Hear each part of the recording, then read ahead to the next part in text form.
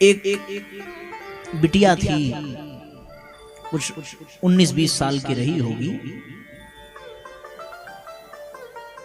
मंदिर में दर्शन करने आई तो बड़ी भीड़ थी, बहुत भीड़ थी मंदिर में। भगवान को जैसे तैसे प्रणाम किया, पुजारी ने प्रसाद दिया, जाने लगी तो उसने कहा पुजारी से कि महाराज अब आज के बाद हम इस मंदिर में नहीं आएंगे। पुजारी ने कहा कि क्यों बेटा, क्या हो गया? बोले कैसी व्यवस्था है मंदिर की, न कोई नियम है न कानून है, कहीं से भी लोग घुसे चले आ रहे हैं,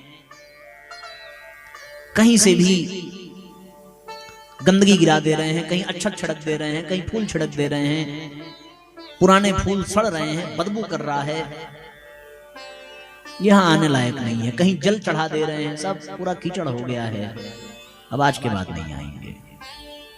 तो पंडित जी ने कहा कि अच्छी बात है बेटा, कल से मत आना, हमारा एक छोटा सा काम कर दो। तो पंडित जी ने घी से भरा हुआ एक कटोरा दिया और उसने कहा कि बेटा एक ये घी का भरा हुआ पात्र, इसको लेकर के एक मंदिर की परिक्रमा कर लो, केवल एक परिक्रमा, पर एकदम ध्यान रखना कि एक बूंद भी घी बाहर गिरने ना पाए। तो उसने कहा कि इससे क्या होगा? बोले क्या होगा ये छोड़ो, तुम्हारी श्रद्धा है हमारे प्रति तो इतना तो तुम हमारी बात मान लो।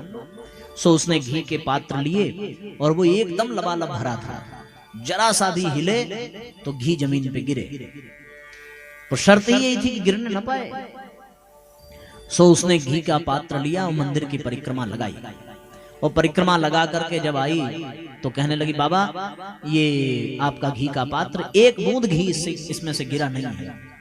तो पंडित जी ने कहा कि बेटा एक बात बताओ, अब इस परिक्रमा को लगाते समय तुमको मंदिर में कहां कहां गंदगी दिखी, कहां कहां कीचड़ दिखा, कहां भीड़ भाड़ दिखी?